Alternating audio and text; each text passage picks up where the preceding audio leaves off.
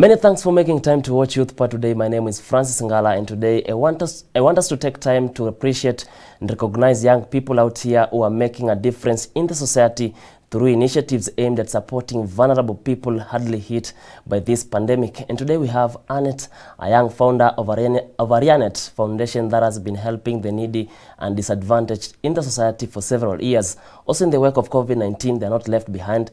They have been donating food, sanitizers, and more so sensitizing the masses on the need to observe guidelines set by the government, as well as taking individual precautionary measures to stop the chain of transmission of this deadly virus. She will share more about the journey of the foundation and bring us up to speed, the steps for one to start one, and the challenges faced. Interact with us on our social media handles at CACTV_Kenya and Facebook CACTV. Thank you so much, Annette, for making time to come around and share such an inspirational story that you've been doing to the families and especially to the vulnerable people. Welcome so much to Youthpad. Thank you so much for having me. It's such a pleasure. And perhaps before we start, tell us about the name of the foundation. We've said it's Arianet Foundation, and is there any genesis of the name? Is there anything associated with the name that is Arianet Foundation? Yes, there is. Arianet is a combination of two names actually. That is my name, Annette, and my daughter's name, Ariana. So like she has been a total inspiration to me, and ever like the moment I heard her, I was like, no, she's really something else. She just turned 4 and she amazes me in so many ways. She had such a kind heart at her age. I think she got it from me, and I thank God for that. So I thought of a name, and actually I kind of wanted something unique and something that will be universal, like something that will enable me do more and not just measure on maybe kids or something. And I just wanted a universal name, so I had to combine the two names that even in the future I can still do something else with that particular brand. Like I wanted it to be a brand. Okay. So that's why I combined the names, that is Arianet and Ariana and Annette, so it came Arianet. And yeah. So what made you think of such an idea to start such a foundation, and especially, what pushed and prompted you to start such a foundation at a younger age? Okay, so when I was back in high school, it's a dream I had. I could tell myself one day I really want to help the people, and I was also raised in the slums, Mathare actually, Mathare North, and we all know Mathare is a slum. And I grew up every day seeing how people struggle, and even me, I come from a very humble background, by the way, and it kind of molded me, and it also prepared me of how the society is out there and what I can do to help people. And another inspiration is when I was in primary, actually someone paid my school fees. That is standard D, from class 6, 7, and 8. Someone I don't know. Like, so it kind of amazes me. So I just wanted to, I don't want to pay that particular person because I don't know who it is. All I could be told by the headmaster is, don't worry, your school fees is settled. Whenever there was a trip, I was told, don't worry, your trip is paid for. Stationaries, I used to receive school uniform, shoes. I questioned myself so many, like, where are these things coming from, and what am I, like, who is doing it for me? I would really love to meet that person. And so I wanted to give back. So when was this? During at the day of inception of this idea? Okay, so the Arianet originally it was founded in August 2017, but back then I still, like, in early 16, after I had my daughter, that's when the idea came to life. Like, it was really something was really pushing me.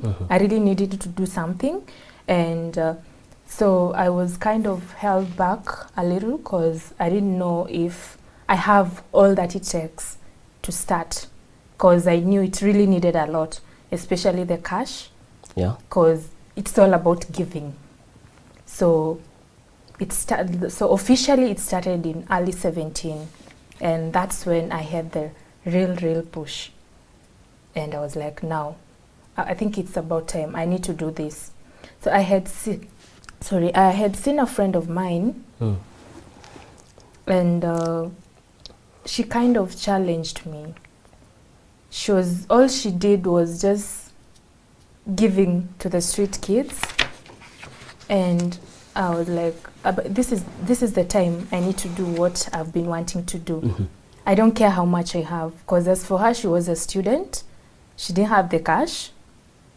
So whatever little she had from her pocket money, that's what she used to give to the street families, especially during the holidays. That is either the Christmas holidays. Like she was just giving out, and I was like, no, I'm really impressed by this, and I really need to do. Now the hunger was too much for me, and that's when I started. Yes. So what about Arianet Foundation? What group of people do you reach out to? We've said about street families. You also talked about the adults also.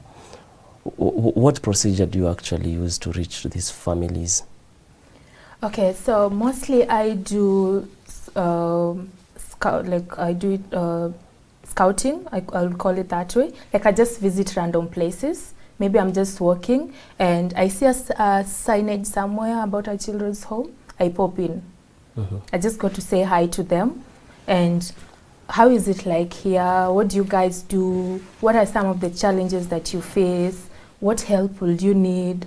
So that's what I do. So they get to tell me what they need and what they've been going through and such like things. So I note down, I take their contacts, and so later on I arrange a meeting, like an official one. So I get my team, we get to contribute, then we get to buy them whatever they need or even settle bills for them, mostly electricity and water bills. Yeah. So you're talking about a foundation. Is it a profit or non-profit? And how do you maybe raise your funds, as you said, to go and donate these essential goods to such families? Okay, as for us, we are a non-profit. Like we don't get anything, but I believe we are getting something from God. So for us, what we do, since most of my team are not employed, they are students. So what we do, we hold photo shoots. So where I get in touch with the photographers and even designers, makeup artists, they come on board for free. I don't pay them. They just agree to do it. So we call upon people, I get posters, distribute all over social media, and I get so many people. So like the attendance is always awesome, and I'm so grateful to God for that. That's how we raise our funds for the drive. Yeah. So at first, when this idea just popped in, and you said this, have longed for this for a long period of time, and now I need to execute this idea. I mean, you shared with your family, right? Yeah. So what was the reaction from the family and also friends, and also people close to you? Okay, this is funny, because when I told my mom about it, actually the first thing she told me, umeanza kusponsor watoto? Like, I was like, not really, mom, but I would really love to get there. But since you're just starting, it's actually baby steps I'm making, and I would really love to get there where I get to sponsor kids to achieve their dreams. And I told my sister, my elder sister, I'm the youngest, she was like, go for it, girl. I think it's something you've been telling me about, so just go for it. Whatever help you need, I'll be there. Okay. And when I told my friends, first of all, I shared with my best friend, and she was like, yes, we can do this. Just tell me, when are you ready? We can do it. And I also told some of my closest friends who came on board, and we started, but along the way, they kind of, of which is normal. Yeah. So I felt like maybe their journey to serve has come to an end, and I can't push them further. Sure. Yeah. So, well, that's a good idea, and of course, such a noble cause you're taking through, especially this time, right? And also, I mean, to the young people out there who have such an idea like yours, what are the steps to start an organization or a foundation? Because as it looks, it's not just easy, as you say, it's a bit hard, you know. I mean, because in as much as they have the potential, they might seem to back off. Yeah, what are the some of the ideas? Okay, what I will tell anyone or whoever wants to start anything, it doesn't really mean the charity or whatever it is that someone would really want to start. First of all, I say it's all about the passion. Like for me, charity is my passion. Like honestly, I'll rather lack, but I do it for the charity. And if you have the passion, definitely you will do it. It doesn't matter if you have the resources, by the way. Resources can come along the way. But first of all, it's all about the passion and dedication that you have towards that whatever dream you have. Because as for me, it started as just an imagination, and then I think I should do it. Oh, I don't have the cash, I don't have the resources and everything. But then the passion kept pushing me, it kept burning inside me. And for some reason, I also think it's a calling, because yeah, it's really a calling. So for some reason, if you feel like you want to do something, just do it. Because I've also faced other challenges, even from other family members, who tell you, oh, we will support you, then along the way they don't. Yeah. So it's all about you believing in yourself and just going for it. Okay. Yeah. I mean, there are many tendencies in opening or starting an organization or any foundation. What do I need? Because your reason of opening such a foundation is not a reason, could not be my reason. You might be genuine, I might not be genuine, you know. What are some of the, how can I overcome such, you know? Okay, first of all is discipline and commitment. Because we get the collect cash from people, and I mean friends who are willing to support us. Trust you me, if you're not disciplined, that money will end up doing something else, or it will end up benefiting you personally instead of doing whatever you're supposed to do. So if you have the right mind and the right motive towards doing that particular thing, then you have to input discipline as well. Because I know we have all our family needs, our personal needs and everything, but sometimes it reaches a point whereby we have to stop thinking about ourselves and think about someone else. Yeah. Okay. I'll talk. I want to talk about a little bit about social media, because issue of social media, because we understand young people. We tend to spend much of our time on social media, and it is also said that 90% of our time as a young people we do spend on social media platforms, right? Posting stuff and stuff. But of course, social media can also be a place where you can identify your cause, right? I mean, what are the ways that what can you advise young people out there when it comes to social media for the better cause? Okay, social media, as for me personally, I use it to reach out to the people with the course that I am doing, and I get to post whatever I'm doing and the places I've visited, the kids or the families that I've interacted with, and also I get to identify someone in need from social media, and it has worked.